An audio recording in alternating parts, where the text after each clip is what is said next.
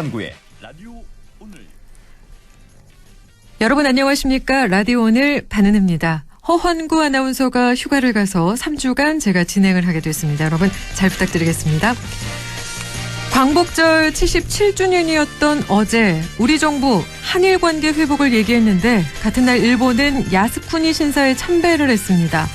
야스쿠니 신사는 2차 세계대전의 전범이 합사된 곳이죠.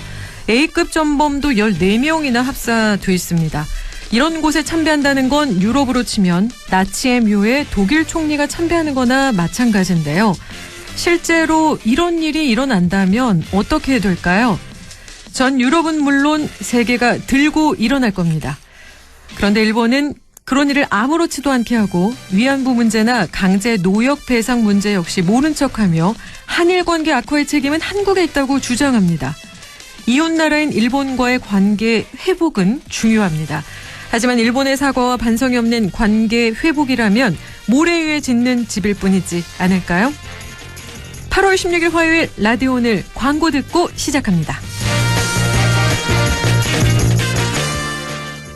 혼자서는 못하는 일, 우리라면 할 수 있지. 소상공인의 어깨를 가볍게, 우리같이 힘내요. 탄소 없는 지구. 우리 같이 지켜요. 우리를 위해 우리가 바꾼다. 우리 마음속 첫 번째 금융, 우리금융그룹. 자, 던졌습니다. 돌직구인가요? 이건 처음 보는 철직구네요. 돌직구보다 빠른 주문과 배송 속도, 눈앞에서 확 떨어지는 가격까지.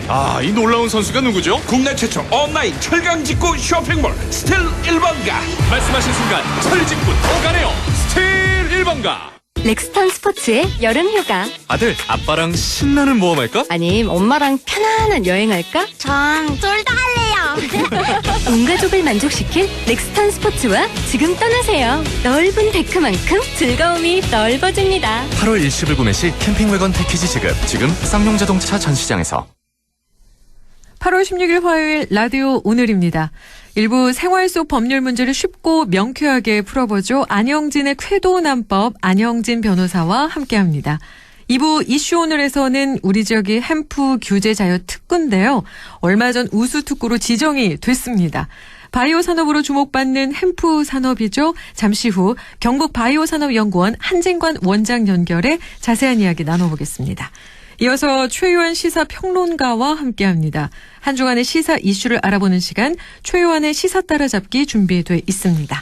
라디오 오늘 생방송 놓친 분들은 유튜브로도 다시 들을 수 있습니다. 많은 애청 부탁드립니다.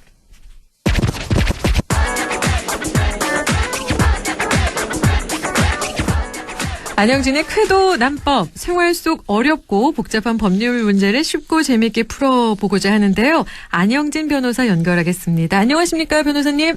네, 안녕하십니까. 네, 지난 8일부터 내린 집중호우가 전국을 강타하고 있는데요. 중앙재난안전대책본부에 따르면 지난 8일부터 14일까지 이재민이 1129세대, 1938명이고요. 2752세대에 5724명이 일시 대피 중이라고 했는데요. 또 14명이 사망했고 6명이 실종이 됐습니다. 또 26명이 부상을 입었는 등 인명피해 또한 큰 상황인데요. 오늘은 그래서 집중호우 피해와 관련된 법률 문제 이야기 나눠보겠습니다. 어떤 법률 문제가 있을까요? 네, 우선 집중호우로 인해 피해를 당하신 분들께 깊은 위로의 말씀을 드립니다. 전국적으로 인적, 물적 피해가 심각한 상황인데요. 그중에서 오늘은 침수 차량과 관련한 법률 문제에 대해서 말씀을 드리고자 합니다. 참고로 손해보험업계에 따르면 지난 8일부터 12일까지 5일간 접수된 차량 침수 피해는 9,986건으로 추정 손해액이 무려 1,422억 원이 좀 넘는다고 하는데요. 네. 일단 침수 차량과 관련한 배상 보상 문제가 있을 겁니다. 자동차 보험으로부터 보상 가능한 차량은 자기 차량 손해 담보 특약이라고 하죠. 자차 특약이라고 합니다. 네. 에 가입된 차량에 한합니다. 이 특약에 가입된 차량의 경우에는 이제 흐르거나 고인 물, 범람하는 물 등에 빠지면은 보험증권에 기재된 보험 가입 금액을 한도로 보상받을 수 있는데요. 물론 이제 차량 가액을 한도로 합니다. 참고로 차량 가액은 보험개발원 홈페이지에 가시면은 내 차가 지금 얼마 정도 하는지 확인하시는 게 가능합니다. 이제 문제는 그렇습니다. 이 자차 특약에 가입을 했더라도 보상에서 제외된 경우가 있다는 점인데요.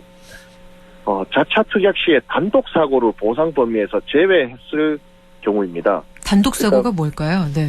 그러니까 이게 자차 특약 보험료가 좀 비싸니까 네. 이제 보험사 측에서 고객을 위해서 단독 사고는 보험 보상 범위에서 제외할 수 있도록 이제 그렇게 한 경우가 왕왕 있는데요. 네. 이 단독 사고란 게 자동차가 아닌 다른 물체와 부딪힌 사고나 차량 단독 사고로 인한 피해를 뜻하는데요. 네. 장마 및 태풍으로 인한 침수 피해는 바로 여기 단독 사고에 해당합니다. 요거를 체크 안 하신 분들이 계실 것 같아요. 예, 난 자차 특약 들었으니까 안전하겠지 이래서 될 문제는 아니고, 네. 단독 그 사고 특약으로 이제 제외되는지 포함되는지 그거를 확인하셔서 하는 게 중요하고요. 네. 그리고 이제 단독 사고를 포함한 자차 특약에 가입한 경우일지라도 이제 자동차 침수 원인이 당연하겠죠. 운전자의 고의나 과실에 의한 경우에는 보상이 안 되거나 제한될 수 있습니다. 네. 예를 들자면 이제 범람이 예상되는 지역을 괜찮겠지라고 막연히 생각하며 주행하는 경우가 있을 수 있고요. 네. 특히 그렇습니다. 이 호우 예보가 발령이 난 상태에서 강변 둔치 주차장에 차량을 그대로 둔 경우도 네. 이런 가실이 있다고 볼 가능성이 상당합니다. 특히 우리 경북 북부 안동을 비롯한 경북 북부에는 낙동강을 비롯한 하천 둔치에 주차장이 많이 족소등이 있는데요. 네. 거기에 보면 트럭도 밤샘 주차해 있고 이런데 이 상시 주차가 많습니다. 의외로. 그렇죠. 근데 호우 예보가 있는 경우에는 이런 속히 차량을 이제 둔치에서 빼는 게 이제 중요하다는 점 말씀드리고 싶습니다. 그런데 호우 예보가 있는데 다른 지역에 있어서 차를 못 뺀 경우는 어떻게 되나요? 그 증명이 가능하면 혹시 보상을 받을 수가 있을까요? 근데 다른 지역에 있다는 점은 네. 조금 감안은 되겠지만 어쨌든 거기에 세워놨고 네. 주변을 시켜서 뺀다든지 한 조치가 가능했는데 좀 안 한 책임이 좀 있다고 볼 가능성이 많습니다. 그렇군요. 그래서 솔직히 비 오고 이럴 때는 가능성은 있다 해도 예. 둔치에 주차를 하지 않고 좀 빼는 게 안전하겠죠. 그럼 한여름에는 일단은 하천 주변에는 주차를 안 하는 게 좋겠다. 이런 얘기네요. 예, 그렇습니다. 예, 네네. 알겠습니다. 침수 차량, 단독 사고 포함한 자차 특약이 내가 가입이 되어 있는지를 꼭 확인해 보시기 바라고요. 또 보험회사로부터 보상을 받는 것 외에도 주차장 운영자로부터 보상이나 배상을 받을 수 있다고 하는데 이런 거는 또 어떤 내용일까요? 예, 좀 상식적인 내용이긴 한데 네. 주차장 관리자의 과실이 있으면은 주차장이나 아파트 영업 배상 책임 보험으로도 보상이 가능한데요. 네. 거기에 이제 주차장이나 아파트 그런 경우에는 자기 영업으로 인한 어떤 손해배상 책임을 또 보험을 들어서 보상해준 경우가 있어서 그렇습니다. 네. 그러니까 만약 주차장 관리자가 영업 배상 책임 보험을 들지 않았을 경우에는 이제 업주에게 개인적으로 법적으로 손해배상 책임 물을 수 있는데요. 네. 문제는 이번과 같이 한 100년 만에 이렇게 내린 경우가 처음이다라는 정도의 폭우인 경우에는 이제 개인 가실을 묻기보단 천재지변으로 봐서 주차장 관리자에게 가실 여부를 묻는 거는 좀 어려워 보이는데요. 그러네요. 물론 이제 지역적으로 시간별 강수량의 차이가 있기 때문에 폭우에 이르지 않았는데 그 관리자가 말이지 주차장 관리만 좀 했어도 이 정도 피해는 아니었다라고 할 수 있는 경우는 있을 수 있어서 네. 요 점도 좀 기억해 두시면 좋겠습니다. 네. 그리고 또 차량이 침수됐을 경우에 보험회사의 보험 상금을 청구하는 것 말고도요. 밟아야 할 우리가 이제 법적 절차로 어떤 게 있을까요? 예, 일단 좀 침수 차량의 의미가 무언가 한번 알아두는 게 중요한데요. 네. 한국교통안전공단에 의하면은 침수 차량인 게 행정차 중에 자동차 내부로 물이 들어와서 시동이 꺼지거나 주행 중에 엔진 등에 물이 들어가 운행이 불가능한 차량을 의미한다고 합니다. 네. 이게 이제 일단 침수 차량이고요. 자동차 관리법 제26조 2에 따라서 침수로 인해 전손 처리한 자동차의 소유자는 이제 해당 자동차 침수로 인하여 전손 처리 결정된 사실을 안 날로부터 30일이죠. 그 내에 해당 자동차를 이제 폐차 처리를 해야 됩니다. 네. 그래서 요거 폐차 처리 안 하고 그냥 이렇게 계속 있으면은 300만 원 이하 가태료 처분을 받을 수 있다는 점도 알아두시면 좋을 것 같고요. 되게 중요한 내용이네요. 예, 전손 처리해서 빨리 처리해버려야 됩니다. 네. 그럼 문제는 이제 침수 차량 소유주 중에 보험 처리가 안 돼서 이를 이렇게 좀 수리해서 다시 운행하는 경우인데요. 네. 이게 한국교통안전공단에 의하면 침수 차량의 경우에는 좀 일견 수리된 듯 해도 이 차량 내부에 유입된 물로 인해서 전자장비 등의 지속적인 고장이 발생하고 있기 때문에 뭐 가다이를 서버리고 이런 경우도 있을 수 있다는 얘기죠. 네. 그래서 폐차 처리하는 게 안전에 도움이 된다고 합니다. 그렇네요. 반드시 침수 차량은 폐차 처리를 하셔야 본인의 안전뿐만 아니라 상대방, 그러니까 운전자, 다른 운전자들의 안전까지도 보호할 수 있을 것 같은데요. 예, 맞습니다. 간혹가다 이제 중고 매물 이제 알아보시는 중에 침수 차량 이게 확인을 꼭 해야 된다 이런 얘기들 하거든요. 근데 예. 만약에 이 침수 차량을 중고 매물로 내놓으면 사기죄가 될 수 있다고 하는데 이건 어떤가요?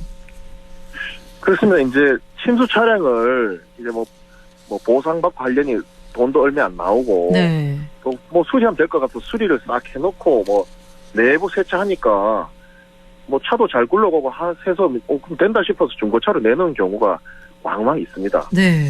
이때 침수 차량이라고 말하고 이제 중고차로 내놓으면 아예 안 팔리죠. 그렇죠. 그래서 아니 뭐 이래 잘 굴러가고 깨끗한데 뭐 하려고 그런 거 얘기하겠어요. 그냥 하면 되지 뭐 이렇게 좀 생각하시는 분들도 왕왕 있습니다. 네. 그러나 그렇게 되면은 사기죄에 해당할 가능성이 높다는 겁니다. 예, 거래 그렇다면, 이제 네. 상거래상 이런 거 얘기해야 될 사항에 대해서 얘기 안 한 게 되면 그 또한 네. 뭐 특별히 속이고 이런 게 아니라도 얘기 안 한 것 자체가 사기죄가 될 수 있습니다. 그렇죠. 사고 이력을 알아보는 방법이 있을까요? 예, 이 덧붙여 중고차 살 때 이제 침수를 포함한 공식적인 사고 이력을 보는 게 기본인데요. 네.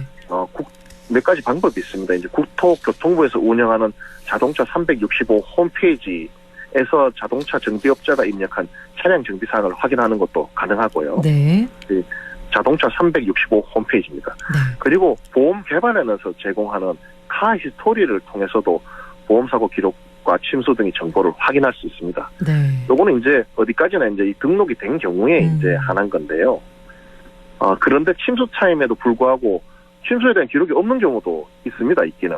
아, 이걸 안 올리시는 분도 있는 거죠. 예, 그렇죠. 예. 그러니까 뭐 안 좋은 거 뭐 굳이 팔려고 하는 이유가 올려야 되는데 안 올리는 경우도 있을 수 있다는 거죠. 그렇죠. 그래서 차량 매수할 때는 차량의 상태를 꼼꼼히 보는 게 일단 필요한데요. 네. 예를 들면 퓨즈박스 내부에 흙이나 물때 자국이 없는지, 또 안전벨트를 이렇게 끝까지 쭉 당겨보면 그 끝 모태에 이제 그 흙이나 물때가 묻어 있으면 이게 예.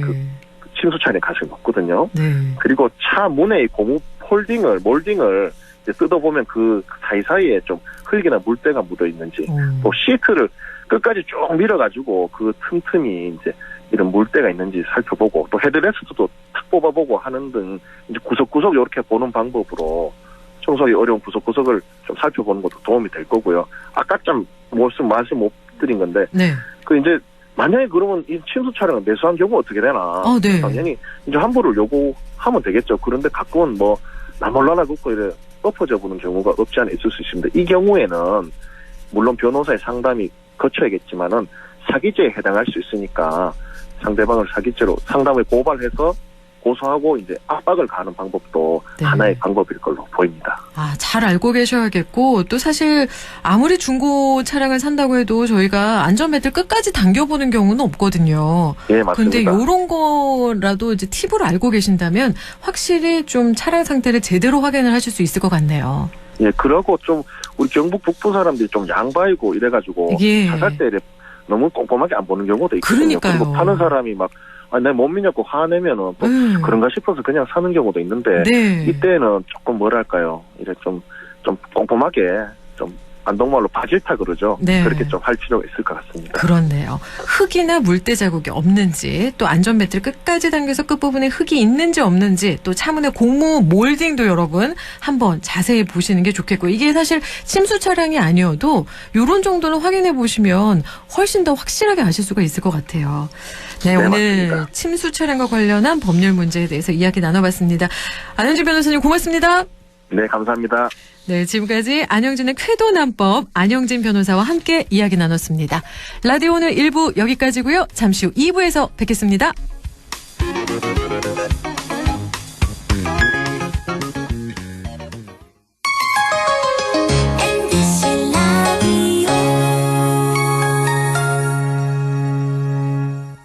가구 살 땐 꼭 한번 가보자. 안동 명품 가구 백화점. 흑표 흑침대, 양성국 갤러리, 금성침대, 한국 가죽 소파, 장수돌 침대. 다양한 브랜드 가구를 한 곳에서 쇼핑할 수 있는 대형 가구 전시장. 안동 명품 가구백화점. 예, 며느라. 밥 했어? 설거지 했어? 쓰레기 버렸어? 청소했어? 빨래했어? 개밥 줬어? 아들 낳았어? 딸 낳았어? 아무것도 안 하고 싶다. 이미 아무것도 안 하고 있지만 더 격렬하게 아무것도 안 하고 싶다. 지금은 그냥 라디오만 듣고 싶다. MBC 라디오. MBC 라디오. 라디오 청취자 10명 중 4명이 듣는 방송. 국가대표 라디오 MBC 라디오. 어느새 쌓여버린 불필요한 메일을 지우고 계시군요. 탄소를 4g 줄이셨어요. 화면 밝기를 낮춰서 눈 건강을 챙기신다고요? 에너지를 20%나 절약하셨네요. 오, 영화 볼 때는 항상 휴대폰을 꺼두신다고요? 중고거래도 자주 하시는군요.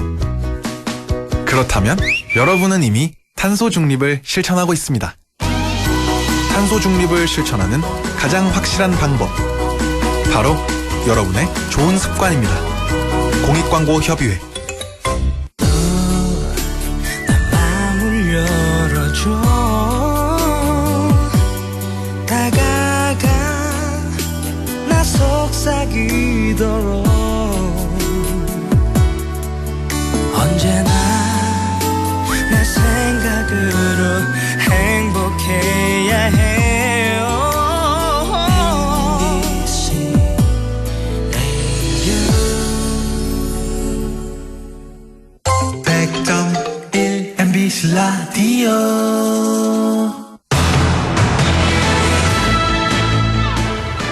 라디오 오늘 2부 순서 이슈 오늘입니다. 햄프 산업이라고 많이 들어보셨을 텐데요. 우리 지역에서 많이 재배되는 대마와 관련된 산업입니다. 고부가 가치 바이오 산업으로 주목받고 있는데요. 우리 지역은 햄프 규제 자유 특구로 지정이 됐고 최근엔 우수 특구로 선정됐습니다. 이번 우수 특구 지정에 갖는 의미와 햄프 산업 활성화를 위한 향후 과제가 궁금한데요. 경북 바이오산업연구원 한진권 원장 연결해 자세한 이야기 들어보겠습니다. 안녕하세요, 원장님. 네, 안녕하십니까. 네, 우선 잘 모르시는 분들을 위해서 경북 바이오산업연구원 소개를 좀 해주실 수 있을까요? 네, 우선 그 지역의 핫 이슈를 전문적으로 다루는 프로그램에 연구원을 소개할 수 있어서 기쁘게 생각합니다. 우리 연구원을 잠시 소개하자면, 연구원은 연구개발, 기업 지원, 인프라 조성 사업 등을 통해 경북 지역의 생명산업을 발굴, 육성하는 경상북도 출연 연구기관입니다. 네. 우리 연구원의 설립 목적은 바이오 산업에 대한 연구개발과 기술을 통해서 지역 산업 발전에 기여하는 것입니다. 현재 연구원에서는 백신 상용화 기술 개발, 햄프 기반 연구 개발, 그리고 천연 자원을 활용한 식품 의약 소재 개발 등의 연구 개발 과제를 수행하고 있고, 또한 기술 사업화 과제, 혁신 성장 전문 인력 양성, 그리고 기업 성장 지원형 사업 등과 같은 기업을 지원하는 일도 하고 있습니다. 정말 다양한 측면에서 저희가 바라볼 수 있을 것 같은데요. 경북 바이오산업연구원은 경북 산업용 햄프 규제 자유 특구의 총괄 주관 기관이라고 들었습니다. 네. 최근 경북 산업용 햄프 규제 자유 특구가 중소벤처기업부 심의를 통해서 우수 특구로 선정이 됐는데요.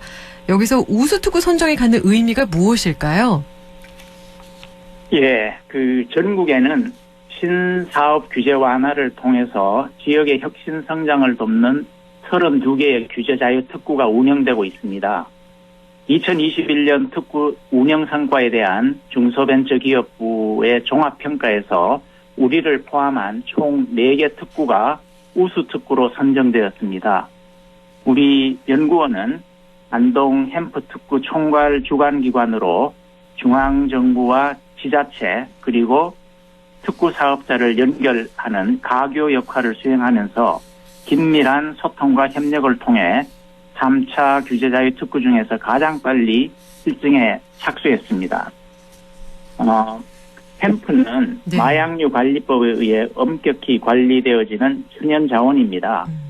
햄프 규제자유 특구 사업을 추진하면서 이런 규제에 의한 문제점으로 인해 주위의 우려와 염려가 굉장히 많았습니다. 네. 그럼에도 불구하고 이번 우수 특구로 선정되어 그동안의 노력에 대한 보상을 받는 느낌입니다. 그리고 외국의 사례와 비교해보면 우리나라의 햄프 산업의 경우 마약류 관리법 등의 규제에 의해 그 출발이 매우 늦었습니다. 그리고 국민적 인식 전환 또한 필요한 사항이었습니다. 햄프에서 추출된 CBD라는 물질의 경우 양리적 효능이 이미 밝혀져 다양한 의약품 소재로 사용되고 있습니다. 이번 우수 특구 선정으로 인해 이러한 연구 개발이 활발히 진행되어 다양한 결과물이 산출된다면 국가적 차원의 경쟁력을 갖춘 햄프 산업 클러스터 육성에 기여할 수 있을 것으로 판단합니다. 우수특구 지정을 통해서 이 햄프 산업이 더욱더 활성화될 수 있을 것 같은데요. 조금 네. 전에도 이제 말씀을 해주셨는데 마약을 우리에게 떠올리게 된다라는 이야기를 해주셨는데요. 그렇다면 햄프 산업에서 우리가 이 햄프 어떤 차이가 있을까요? 좀 전에 의학적으로 사용이 되고 있다라고 하셨는데 조금 더 자세한 이야기 부탁드리겠습니다. 예, 우리가 흔히 대마라는 말은 많이 들어보셨고요. 햄프라는 말은 좀 생소하시리라고 듣습니다. 네. 그래서 대마는 그 환각 성분인 THC라는 물질이 있습니다. 네. THC의 함량에 의해서 마리화나와 햄프로 구분을 합니다. 여기서 햄프는 그 환각 성분인 THC 함량이 0.3% 미만으로 그 산업용으로 사용이 가능한 품종입니다. 각종 그 섬유용이나 의료용으로 활용되는 대마가 바로 이 햄프입니다. 네. 그리고 대마의 한 종류인 마리화나는 이 THC 함량이 0.3% 이상으로 그 환각 성분이 다량 함유되어져 있어 그 활용이 제한적인데요. 흔히 대마초, 마약이라는 인식이 바로 이 마리화나에 의한 것이라고 생각하시면 됩니다. 그렇군요. 그렇다면 이 햄프 산업이라는 말을 저희가 계속 하고 있는데 햄프 산업이 무엇이고 전망이 어떤지도 설명해 주실 수 있을까요? 예. 방금 말씀드린 대로 햄프는 환각 성분인 그 THC 함량이 적은 대마의 한 종류입니다. 그러니까 안정성이 확보된 대마를 활용해서 생활에 필요한 섬유용 제품뿐만 아니라 햄프의 유용 성분이 포함된 건강기능식품 그리고 의약품 등을 개발 생산하는 산업이 바로 햄프 산업입니다. 네. 이미 미국, 캐나다 그리고 유럽 각국 등의 외국에서는 햄프의 경제적 가치와 성장 가능성을 주목해서 햄프 규제 완화로 그 활용 범위의 폭이 굉장히 넓어졌습니다.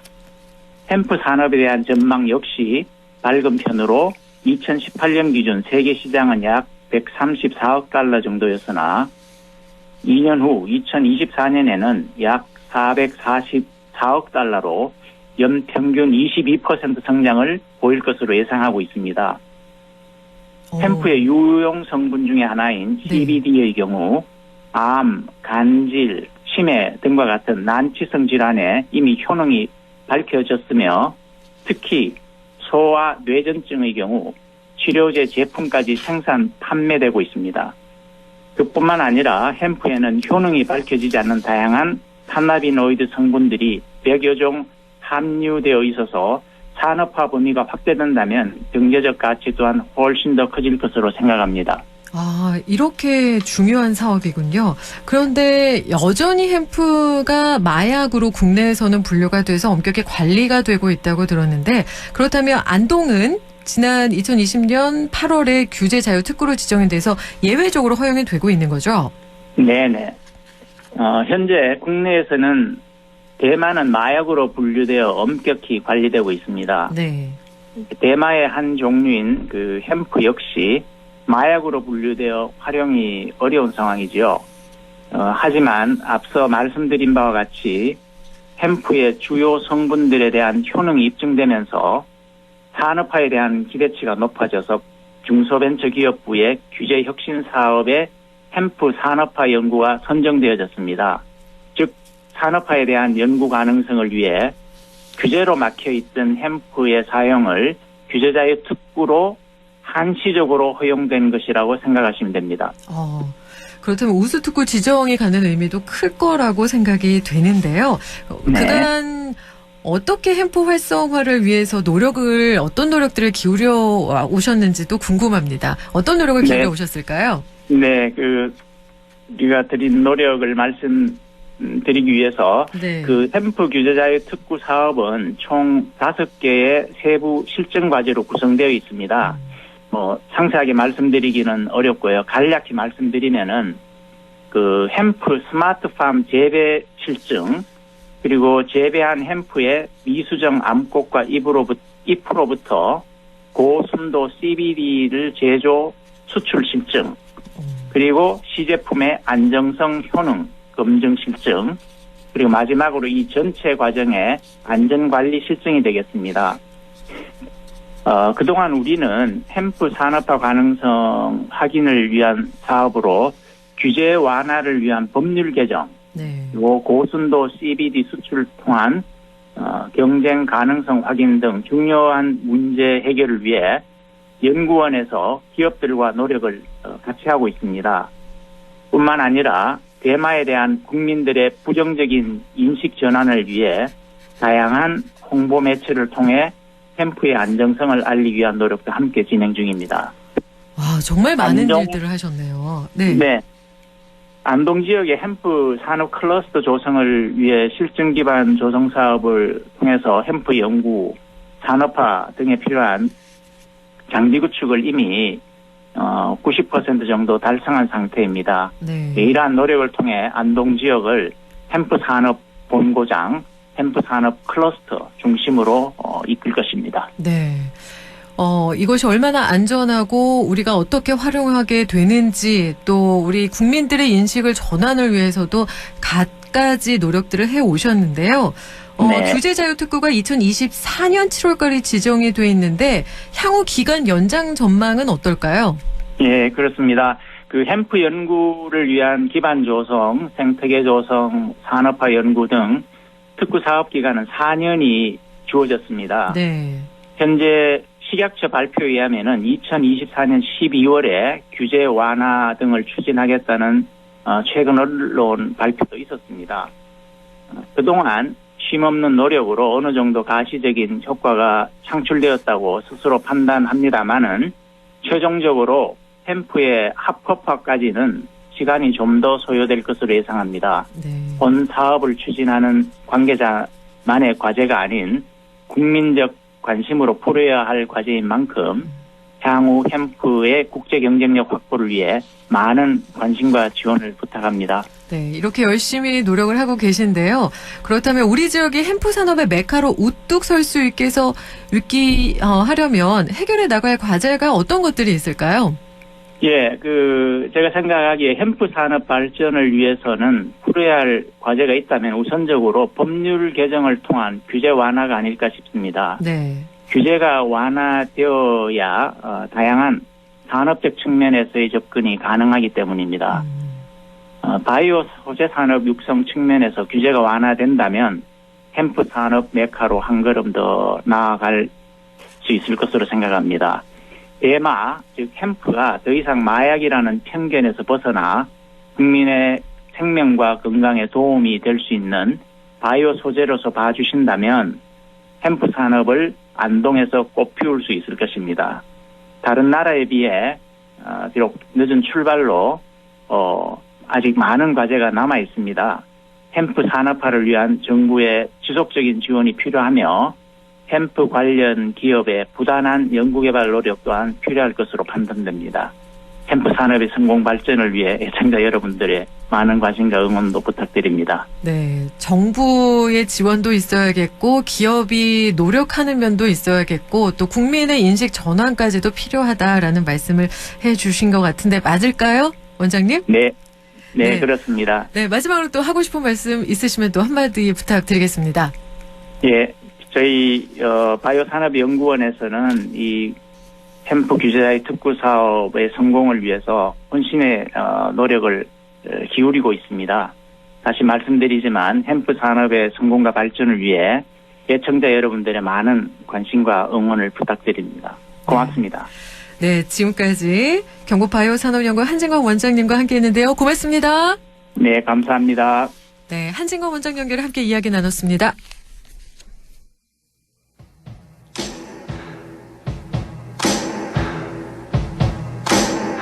사랑이 다시 올까요?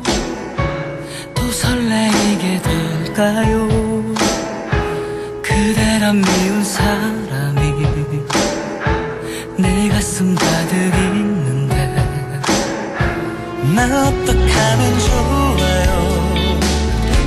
못난 가슴 안고 살았어 그대밖에 모르고 살아갑니다. 이제는 그대의 사랑과 눈물도 향기 되어 귓가에 맴도는 나의 노래 되어 오늘도 내일도 언제까지 더 큰 소리로 부릅니다. 찬란히 빛나는 그대는 나만의 꿈이 되어 내 맘 깊은 곳에 지난 추억으로 살아갑니다. 아련한 사랑만 난 안고 삽니다.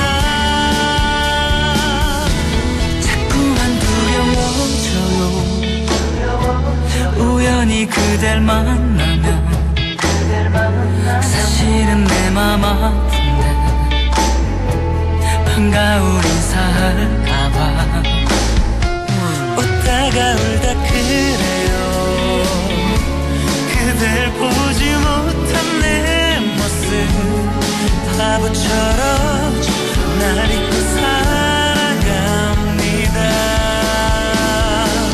이제는 그대의 사랑과 눈물도 향기 되어 귓가에 맴도는 나의 노래 되어 오늘도 내일도 언제까지 더 큰 소리로 부릅니다. 찬란히 빛나는 그대는 나만의 꿈이 되어 내 맘 깊은 곳에 지난 추억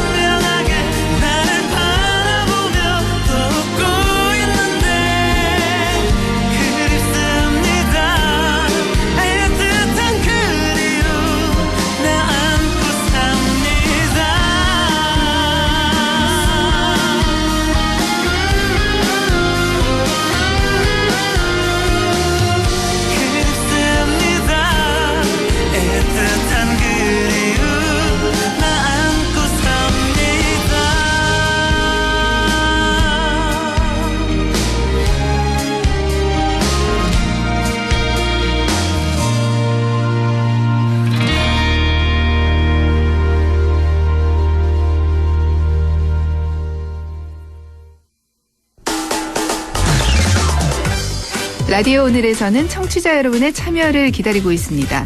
우리 지역에서 발생한 사건 사고 소식이나 함께 토론하고 싶은 내용을 안동 MBC 홈페이지 라디오 오늘 게시판에 올려주시기 바랍니다. 전화와 문자 참여도 하실 수 있습니다. 전화는 851국에 7191번, 문자는 샵 0913번으로 보내주시면 됩니다. 문자는 단문 50원, 장문 100원의 정보 이용료가 있습니다. 여러분의 많은 참여 바랍니다.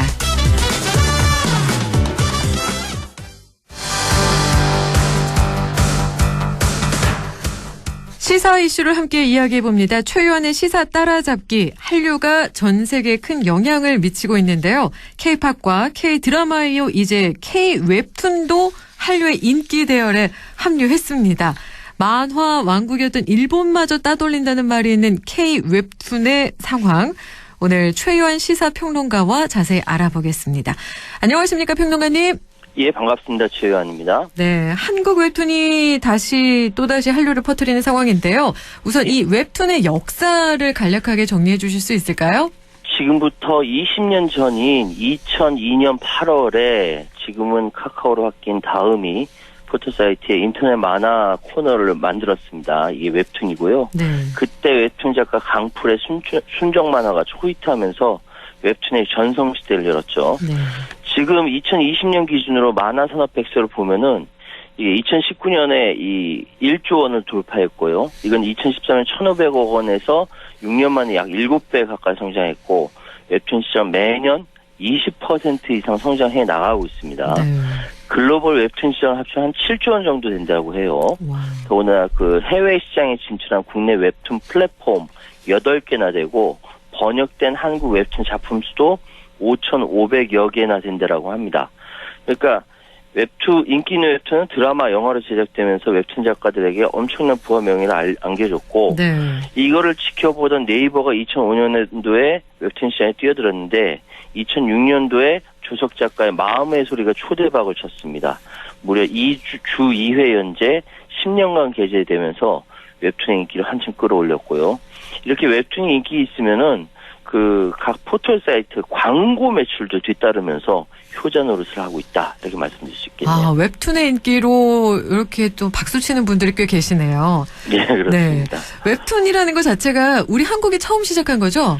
그러니까 어원이 월드 와이드 웹 플러스 카툰, 만화. 예. 웹과 카툰의 합성어예요. 이게 2000년 8월 8일 날 천리안에서 지금은 사라졌지만 처음 도입한 조어인데 네. 우리는 그때 이제 뭉뚱그려서 만화책이나 만화 모타 웹툰이라 불렀죠.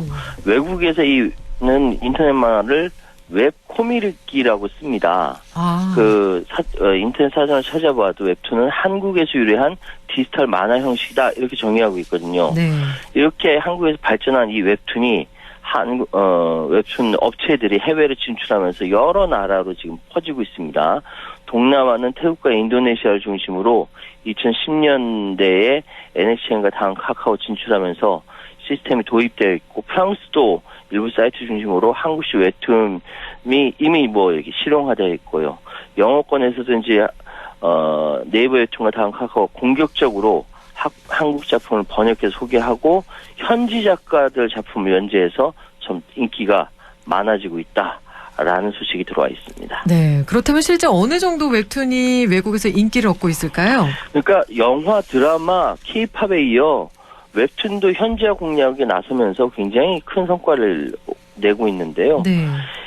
네이버 웹툰 영어 서비스 웹툰을 통해서 공개된 로어 올림푸스라는 작품이 있는데 이게 만화계 오스카상이라고 불리는 아이즈너 어워즈에서 베스트 웹코믹 그 해 중에 가장 최고 작품에 주어지는 이 베스트 웹코믹 부문에서 상을 수상했습니다. 그러니까 국내 K-웹툰 플랫폼 콘텐츠 최초의 쾌거라고 할 수 있고요. 네. 이렇게 급증하니까 제가 아까 말씀드렸던 대로 번역된 한국 웹툰이 무려 5,500여 개에 이른다. 네.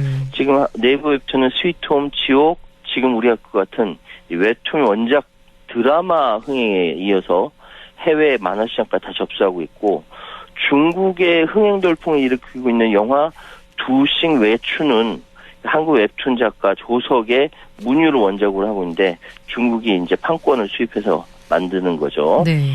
일본에 이어 두 번째로 큰 만화 시장을 보유하고 있는 프랑스는 K 웹툰이 지금 굉장히 열광하고 있는데 현재 웹툰 시장에 1위부터 5위까지 국내 플랫폼들이 차지하고 있어요. 이거 유럽 전체 시장으로 퍼져나갈 기세고요. 네. 지금 심지어는 미국과 유럽 시장뿐만 아니라 웹툰의 불모지나 다름없는 러시아에도 이 K 웹툰 플랫폼이 진출했다는 거예요. 네. 올해 런칭한다라고 하는데 지금 전쟁 상황이라서 다 막혀 있을 텐데, 예, 이건 좀 후속 보도를 좀 찾아봐야겠네요. 네. 와, 이런 상황에 대해서 또 미국과 프랑스 주요 외신들이 한국 웹툰을 주제로 한 심층 기사까지 또 잇따라 보도했다고요? 이 프랑스 일간지 르몽드 같은 경우는 네. 왜 스마트폰으로 보는 만화, 웹툰에 이렇게 열광적일까? 이런 제목으로 지난달 7월 26일 보도했고요. 네. 뉴욕타임스는 세로로 읽는 만화가 새로운 독자를 불러오고 있다. 이렇게 이야기하면서 네이버 웹툰의 재혼항우, 외모지상주의, 로올림픽스, 그리고 넷플릭스 드라마로 공개된 스위트홈, 지옥, 지금 우리 학교는 등을 언급했습니다. 그러니까 이보다 앞서서 지난 3월에 파이낸셜 타임즈는 한국 웹툰이 아시아를 장악한 후 전 세계를 겨냥한 상품으로 성장하고 있다. 그러니까 외신 보도의 공통적인 걸 보면요. 한국은 K-팝, K-드라마, K-영화에 이어서 K-웹툰까지 전 세계로 히트를 치고 있다. 이거 굉장히 놀라운 일이다. 이런 식으로 보도를 하고 있습니다. 네. 무엇보다도 이 인터넷이 잘 발달된 게 가장 큰 영향을 미치지 않았을까 그런 생각도 드는데요. 맞습니다. 네. 무엇보다 놀라운 게 일본이 사실 세계 최대 만화 시장이라고 자랑을 해왔는데 만화왕국 일본도 한국 웹툰에 푹 빠졌다. 이런 이야기가 있다고요. 일본이 그야말로 세계 최고의 만화 강국이죠. 네. 그동안 한국을 무시해왔어요. 네. 근데 이제 네이버, 카카오가 일본 웹툰 플랫폼 1, 2위 차지하고 현재 인기 있는 웹툰도 일본 현지 작품 아닙니다. 우리 한국 거예요. 네. 예, 일본 만화 영화 받기만 하던 한국이 되려 웹툰 전수해주고 있는 상황인데요. 네. 예를 들어서 네이버가 일본에서 운영 중인 웹툰 플랫폼 라인만가는 2022년 상반기 랭킹을 얼마 전에 발표했는데 상위 10개 작품 중 7개가 한국 작품입니다. 와. 예. 예, 1위는 이제 재혼황우. 네. 예, 이게 누적 조회수만 2억 628만 회. 재혼황우뿐만 아니라 1위부터 5위까지가 모두 다 한국 콘텐츠 번역 작품들이에요. 놀라운 일이죠. 특히 5위에 랭크되어 있는 여신 강림은 콘텐츠 공개 이후 현재까지 조회수가 놀라지 마세요. 무려 7억 2,990만 회. 일본 인구보다 더 많아요. 그러게요. 엄청나죠, 지금. 이게 일본 사람들 만화 좋아하지만 이게 재밌으니까 계속 보는 겁니다. 10위권 내 일본 현지 콘텐츠는 아오아시 7위, 도쿄 리벤져스 9위, 주술회전 19가 10위. 이 3개에 불과하고 모두 다 한국 웹툰이 1위부터 10위까지를 다 싹쓸이하고 있다는 것이죠. 와, 정말 어마어마한 기록인데요. 사실 일본 만화 시장은 말씀하신 대로 세계에서 가장 큰 규모잖아요. 일본은 전 세계 웹툰 시장을 공략하기 위한 전략적 요충지로 평가받는 굉장히 중요한 시장입니다. 네. 이 일본 자체가 가지고 있는 만화 시장 규모 자체가 큰데다가 디지털 만화 산업이 지금 굉장히 빠르게 성장하고 있고 또 일본 하면 만화 왕국이다. 이런 상징적인 인식이 있기 때문이죠. 네. 일례로 이제 웹툰 시장의 거점인 프랑스도 일본 만화에 대한, 그러니까 거의 일본에서 망가라고 부르는데요. 네. 선호도가 굉장히 높은데 일본 출판과학연구소에 따르면 일본의 전자만화 시장 규모 우리 돈으로 4조가 넘습니다. 전 세계에서 가장 커요. 네. 예, 그리고 지금도 20% 이상 커지고 있다라고 하고요. 그래서 얼마 전 네이버는 일본의 메이저 전자책 업체 이북 이니셔티브 재팬을 인수까지 했습니다. 그러니까 일본의 웹툰이다라고 하면 한국이 다 쓸고 간다라고 생각하시면 될 것 같아요. 카카오도 가만히 있지 않습니다. 워낙 이제 후발주자였던 카카오 피코마가 네이버와 현지 경쟁사들을 지치고 1위를 거머쥐었거든요. 일본에서. 그러니까 일본뿐만 아니라 전 세계에서 이게 네이버 카카오가 도대체 웹툰 시장 가지고 싸우고 있다. 다른 나라는 뒤쫓아가고 있다. 자기네 시장에서 뭐 이렇게 해석하시면 될 것 같아요. 그 어린 날 만화 보고 만화 그리면 혼났는데 네. 이제는 웹툰 보면서 웹툰 따라 그리고 있으면 부모님들이 칭찬하실 것 같다는 생각도 드네요. 대기업 들어가는 것보다 웹툰 하나 인기가 있으면 그렇죠. 뭐 그냥 기업 하나를 운영하는 거나 마찬가지다 이런 생각도 드는데요. 그런데 이 세계 최대 규모를 자랑하는 일본의 자존심이라고 불리는 일본 만화 시장이 우리 한국에 의해 그러면 시장이 뺏긴 거네요.